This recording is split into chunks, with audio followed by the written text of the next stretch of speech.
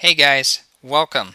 It's Marv here from Team Stealth Rocks, and we've got the Week 6 matchup with your Lincoln Lanturns up against Mike and his Wisconsin Whiscashes. So, Mike's got a pretty threatening team with the Zard Y, Finny, and Tangrowth combination there. Pretty threatening. He's also got Thundy T, which my team has no answers for. Reuniclus, Cobalion. Let's go ahead and look at his actual roster here. We'll go ahead. Flygon, which I thought either a Scarf or Dragon Dance variant was very possible. The Frostlass as well. Spike Stack and Alolan Raticate could have been an option too. And yeah, Zatu and Scyther. He's yet to bring those this time around. I didn't expect those. I was expecting pretty much everything you see on the screen here. Maybe substitute Reuniclus with a Flygon of some sorts. But yeah, basically, he brings kind of a similar team each week. Something maybe limited by Mike's draft, or I don't know. But that is something that I took advantage of in my team building, my preparation, and kind of during the battle as well with certain sets.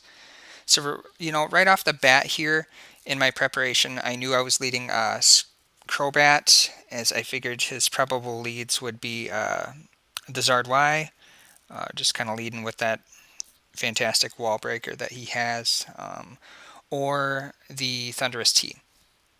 And so, if he led the Zard Y, I would just go Natural Gift, Rock, which we are packing this week, and just bop them. Thundy T, also pretty effective against, but I would switch out. So that's kind of my idea behind that Crobat lead.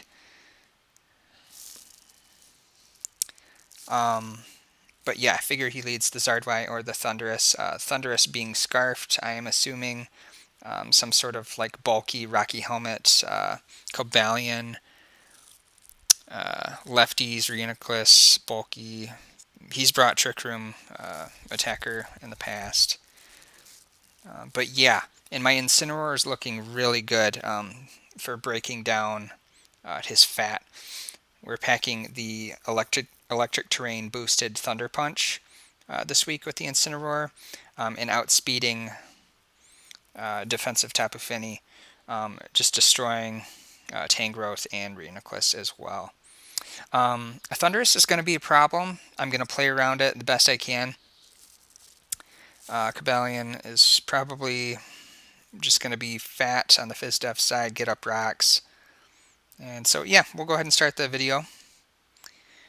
And again, we will lead with the Crobat. As he leads the Thundurus, a little disappointed, but I'm going to switch out into the Seismitoad, knowing he could pack the Grass Knot. That would be a pretty bold play on his part, turn 1. He goes for the T-Bolt. I'm very sure that he is scarfed. So I'm going to get my rocks up. Turn 2, which are very important for that Zard Y. And then there they are. We are packing Rindo Berry, so I can take any attack. I want to get rid of this thing's probable Assault Vest. There it is, being very important for Gengar to be able to check it, as well as the Mesprit with Ice Beam. I do have Physical Coco and Physical Incineroar, so lots of things threaten the Tangrowth. Not really the best matchup, but I figured he'd bring it anyways. So I'm going to preserve the Rindo, or excuse me, just protect, kind of see what he wants to do. He switches to Cobalion, which is fair play. He gets up rocks. I go into my Mesprit, which is very bulky this week. It checks him very well. And so on the Cobalion, I just click Psychic, want to get some damage. Could have predicted and gone for like a U-turn or something like that, but we get to scout the set of this Finny. It is max HP, max SPDF with lefties, so. And he likes the Nature's Madness. He's probably going to click that, but I'm going to get out and go into something that can threaten it pretty heavily. Oh, excuse me. No, I go into the Seismitoad. Seismitoad's kind of done its job. I don't want to take damage on some of my offensive members. There's the Nature's Madness. This part of the match, I could have been a little bit more aggressive. I will say, Seismitoad's so fat. 24% for the Moonblast. I knock off its lefties, so we're just knocking off items. A great utilizer of knockoff Seismitoad is, and I haven't brought it very much this season, so I'm glad to get that going. So I get my free switch into the Gengar, which is Substitute again this week. Sub Gengar being a great set. So I sub up. I figured he may switch, but he goes for Defog. You know, fine by me. Fine by me. And it's kind of a roll, depending. I wasn't entirely convinced he was max HP, max SPDF, but this confirms it. Sludge Wave, not taking it down, which is kind of sad. But so he goes for that Scald, breaks the sub.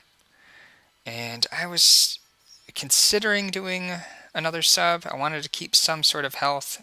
Had I subbed on the switch, I shown it, I was just going to go and take down the Finny, but I know this Thundy is scarfed. I don't want to lose my Gengar, so I got to switch out to the Incineroar. Mike likes to use Dark Pulse. I find that he goes for the super effective move, even when he doesn't have to use the super effective moves. I figured he would go for that on my Gengar, so I switch into my SPDF, Choppleberry, Incineroar. As you will see right here, he does go for the Thunderbolt, and I'm just like, ugh, damn. So good play by him. So I got to switch out into my bulky Mesprit.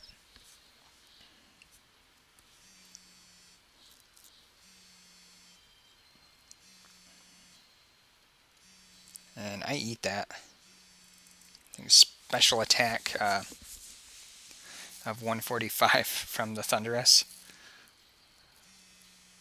Mesprit just eats it. So I kind of go for the Psychic. Reuniclus comes in. It's like, oh shit, it's not good. So I U-turn out. Decent damage. And I'm going to go out into my Incineroar. Rocking the Choppleberry. And he goes for the Trick Room. And I'm like, oh shit. Even with the Focus Blast. Ooh. Nearly knock him off. He's leftover, so I know he's not Life Orb set. And he reveals the Energy Ball, and I'm just like, huh. Well, Swords Dance up, and we're going to try and, get some damage off here. And unfortunately, had a Trick Room not been up, I would have outsped the Finny and bopped it with a Thunder Punch, but that was not the case. Takes me out, which is fine. Incineroar did a great job, really showcasing offensive Incineroar this week. It was really bulky offensive, a fair bit of SPDF in it. Didn't want to rock the Assault Vest this week, so I go into Coco to revenge kill Finny. And I am a physically based Coco, so that U-turn was able to kill. And just want to slow things down here. So I'm going to switch out into the Mesprit, knowing that that can take pretty much a hit from anything.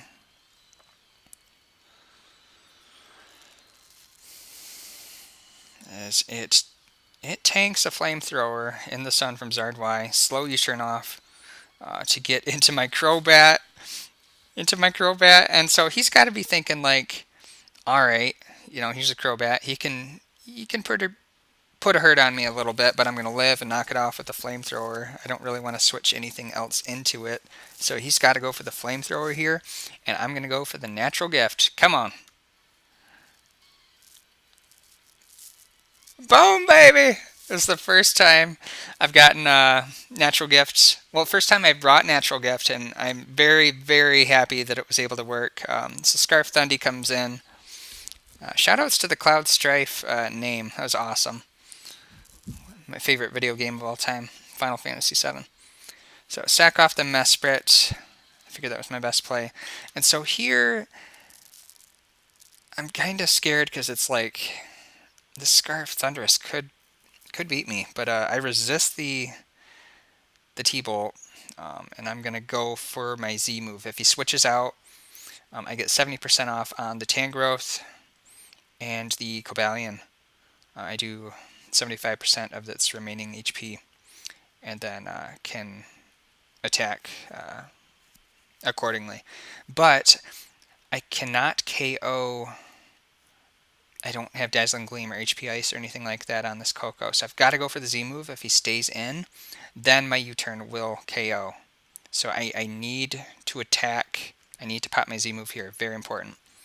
So I take 36. Z move coming out.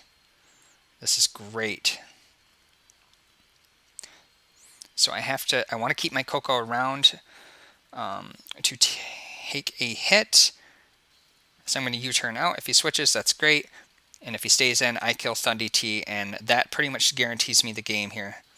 So I'm going to go out into the Crobat as, you know, I want to kill things off with the Gengar. Keep that in the back as well. As he shows off the Steelium Z Cobalion. So pretty cool. I think that's the first I've seen him bring a Z move on the Cobalions. I just fire off Raybird, getting damage, and I could have gave the kills to Coco. I could have gave the kills to Gengar. I chose Gengar. I want to represent him, so Gengar able to clean up, outspeeding the Cobalion and the Tangrowth. Tangrowth being at 100%, but no Assault Vest, and boom. I do not believe the crit mattered. If it did, the game was well in hand, so GG to Mike, and a nice 2-0 win for Team Stealth Rocks. This is Marv here. I'm going to sign out, and we'll see you guys next week when we play Shaman. And he is undefeated and looking scary. So